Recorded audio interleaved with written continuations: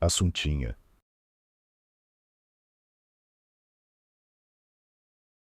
Assunto: A3. Trabalho servil no Alentejo. Trabalho servil no Alentejo início, antes de 1100, fim, em 1974, com a Revolução dos Cravos, 25 de abril. Trabalho servil no Alentejo. 1. O que é? O trabalho servil no Alentejo é bastante conhecido, mas um livro sobre o assunto é raríssimo. Notícia em um jornal raramente aparece. Existe alguma memória no Partido Comunista Português e em pequenas associações populares. E em 2, como era. Um trabalhador servil trabalhava até 12 horas por dia. Era trabalho de sol a sol. Tinham uma dependência muito grande dos proprietários de terra e dos menageiros, capataz.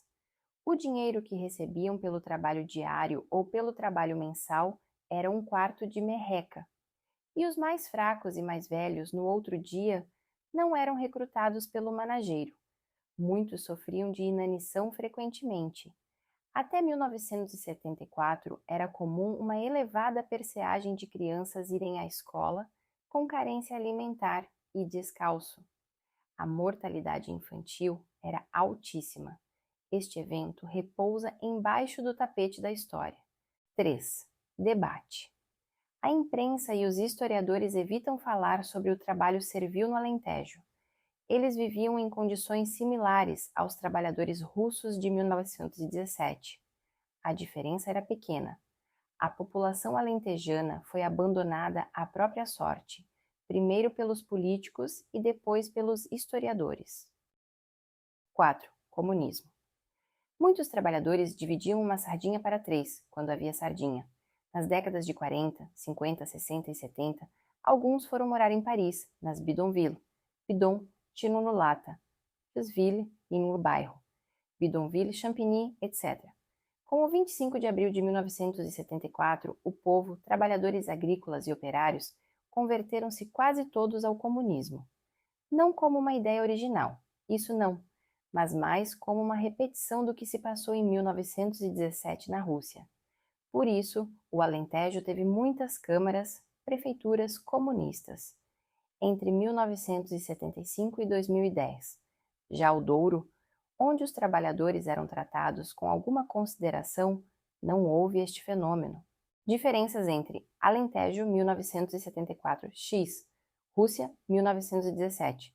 Uma aconteceu em 1917 e a outra aconteceu em 1974. Há mais alguma diferença? Há. O João do Alentejo, na Rússia, chamar-se-ia Ivan. Há mais alguma diferença? Há. Há uma que existe nos livros de história e outra que nunca existiu nos livros de história. Repousa pachorrenta embaixo do tapete. Há mais alguma diferença? Relevante, não há.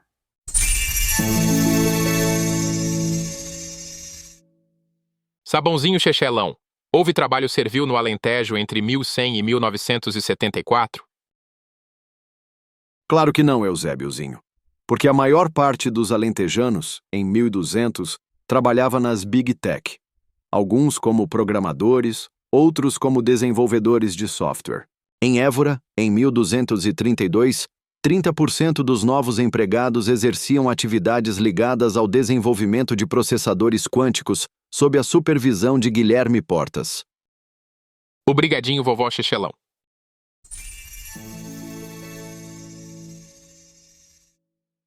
Aguarda-se a avaliação de uma equipe multidisciplinar da Basileia para averiguar se os historiadores de Coimbra sofrem de pobrefobia obsessivo-compulsiva. Assuntinha, Tim. Investigadores dinamarqueses, depois de analisar o historial, recolheram material para análise, por suspeita de caco antibite severa, grau F, de MIAV. Assuntinha, Tim.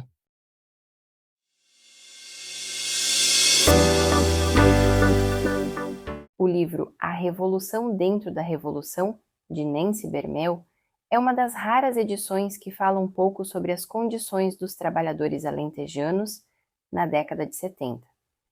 Ela aborda aspectos estatísticos tais como o impacto nas diferentes zonas do Alentejo, o período da ocupação das fazendas, o número de pessoas envolvidas.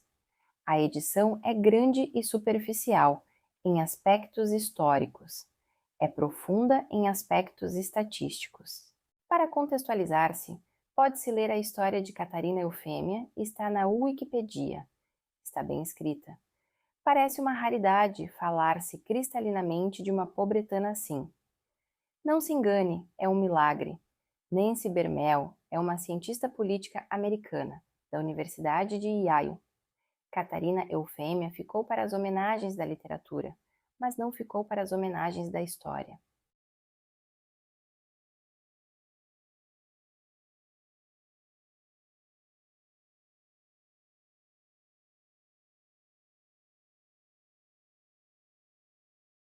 Assuntinha Tim. Assunto: a 3.1 trabalho servil atualmente. Em São Teotônio, Alentejo, ainda hoje, há milhares de trabalhadores na agricultura de frutos vermelhos, muitos deles trazidos e explorados por máfias da Índia e do Bangladesh. É um trabalho semi-servil, semi-feudalista. Esta situação conta com a indiferença e o apoio tácito de algumas autoridades. Eles, os trabalhadores, não são bem-vindos no país, mas o fruto do trabalho deles é. Assuntinha Tim. Conclusão. Crioterapia.